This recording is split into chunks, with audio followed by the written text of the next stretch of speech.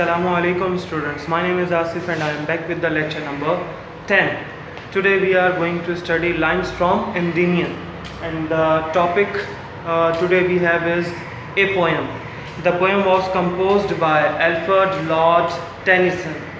So without wasting any other time, let's begin with the introduction of the poem, and then we will have introduction about the poem.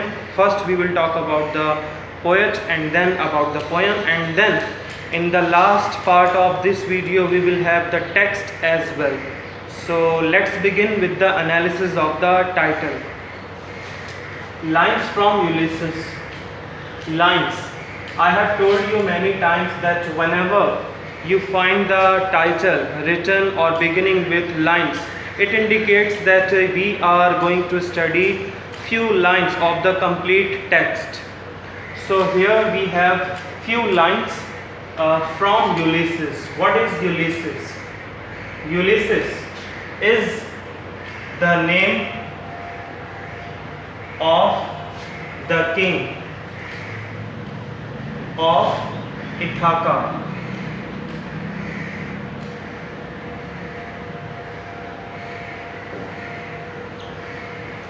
Ulysses was the king. Ulysses was the king of Ithaca, and Ithaca is situated in Greece. And Ulysses is the character according to Greek mythology.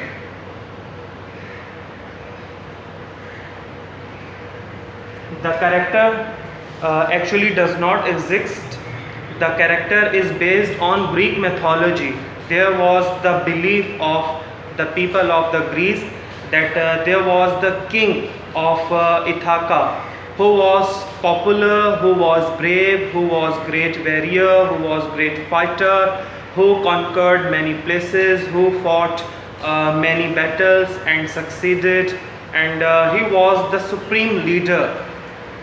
So they believed that there was the person who used to fight against the enemies bravely, and he had very divine powers, and he was motivated person, and he was full of energy, and he had strong will.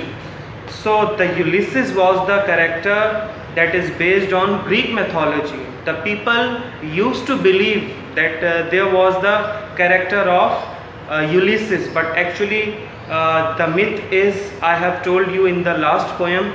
What is myth?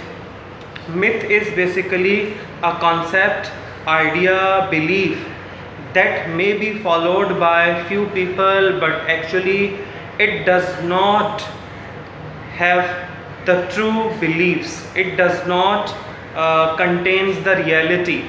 It does not contain the real facts that there something actually had happened or not. So the myth is myth. It is not true. It is just belief of the people. So we can say that it is not true, but there was the myth of the Greece that there was the great king, and the name of the king was Ulysses, and he was the king of Ithaca. Ithaca is a place situated in Greece, or you call the country Greek. Greek country, you are familiar with the word Greek. So I have told you that lines from Ulysses, and what we are going to study about Ulysses. In these lines we are going to study about his last event. At the last stage of his life, he urged and he forced his people that to go for another sea voyage. Sea voyage means sea journey. Another sea voyage to conquer whatever they had left before. They wanted to conquer more. They wanted to do something more graceful that they have never done before. So they actually Ulysses wanted his people to come with him for a new mission, and they wanted to fulfill that mission. In these lines we will be learning the beautiful lines that are full of energy and strong will, and optimism, contains the element of optimism. So we are going to talk about Ulysses. Ulysses, on the same character, there was the writer whose name was James Joyce.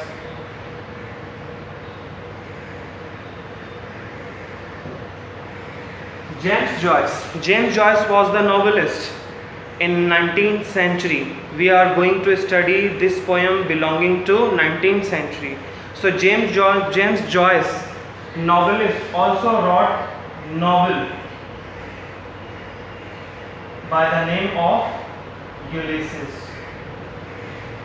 Same, he composed the novel and named the novel Ulysses, and he composed Ulysses novel and described about the events of the Ulysses in the novel. But we are going to study a poem that was composed by Alfred Lord Tennyson, and he was the great poet and remarkable poet of 19th century, which is called that he was an imaginative poet. He used to depict imaginations a lot in his poems. So one of the representation of imaginations is the Lady of Shalott. The Lady of Shalott was a big poem by Alfred Lord Tennyson. So I have mentioned over there in his major work. So let's begin about the introduction of the Lord Alfred Tennyson. But I have told you what about title. I have given you the analysis of the title so that you may understand before going or studying it. We should know that what sort of context or the topic we have. So you are now, I hope, well aware with the title Lines from Ulysses. Ulysses was the name of the character who was considered to be the great king of and who was believed to be great king of Ithaca of Greece. So let's begin with the introduction to the poet, and now we are going to talk about poet. Poet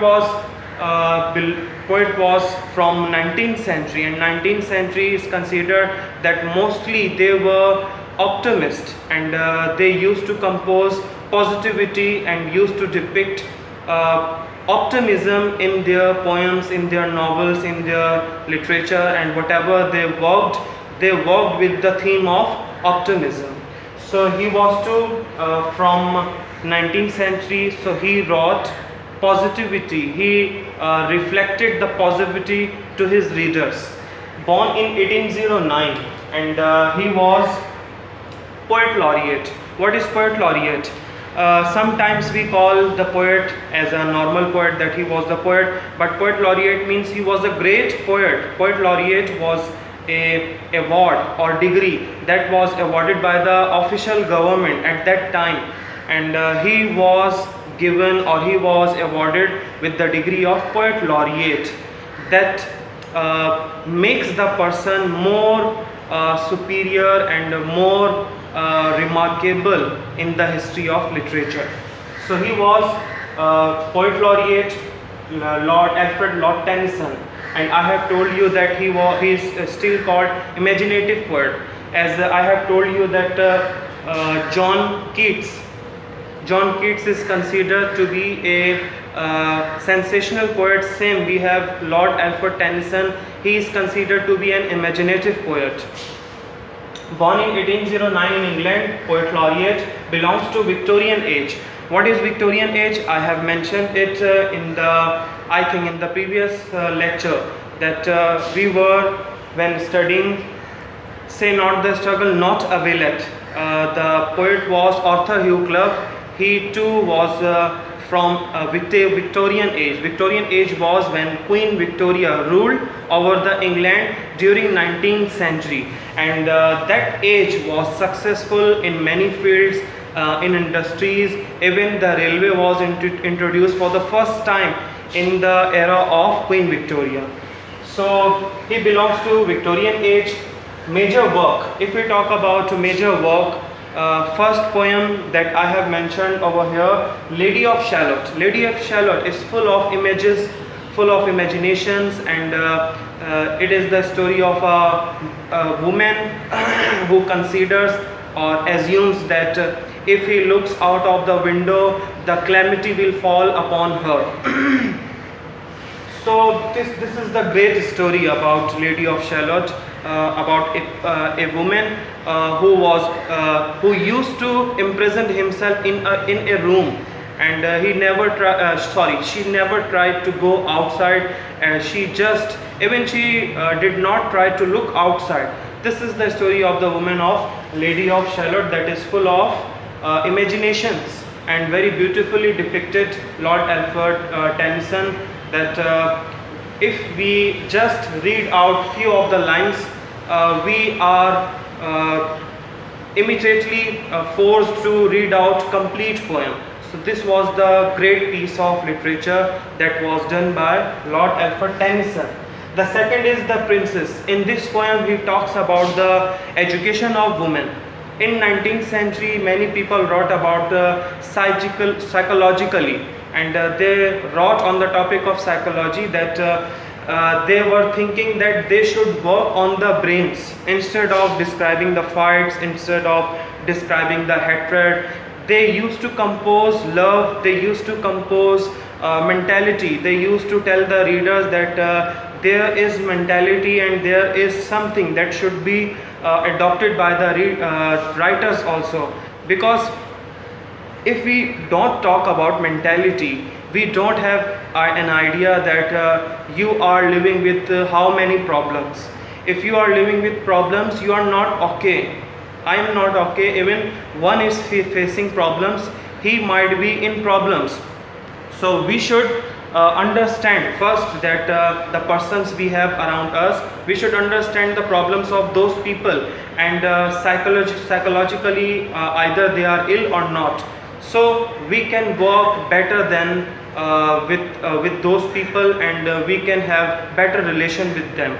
So this is the reason that sometimes we fail to understand our relatives, neighbors, and this was the age they wrote beautifully, mostly novels in which they talk about mental situations, and when the people consider themselves alone and what they used to do generally. So this was the great age. I really like this age. Due to this reason, they worked in majorly about the brains, and they wrote psychological novels. So this is the poem The Princess, in which he talked about the importance of women education, how the women education is important, and what should we do to empower the women. And today still we are living in 21st century where many women are not able to get knowledge or get education out there. So this is the reason still we are lacking some awareness in our people. So this is the responsibility of every single individual. So third poem, Ulysses, we are going to study today. These three poems are the source of success of Lord Alfred Tennyson. These three poems made him very successful, popular, and he was very popular among his contemporaries. So this is the reason he is still taught in the universities, in the colleges, and his poems are considered to be the better ones than the before poets. Died in 1892. This is how the introduction of the poet. In the first part, I am going to stop here, and I will be back with the next lecture.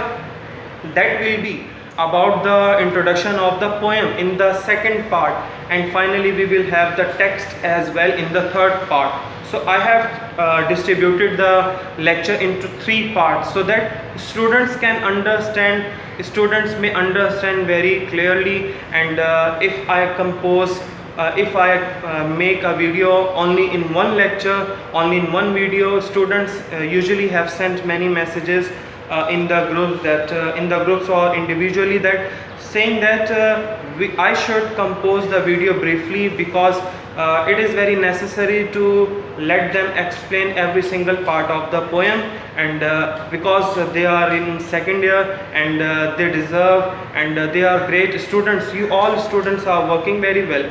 Few of you are not working and not sending assignments to me, but I request you all watch my videos very clearly, and I will try to teach you in the best way and completely and every single part in briefly. So I'll be come back with the next lecture, part 2. Thank you. Till then, take care. Goodbye.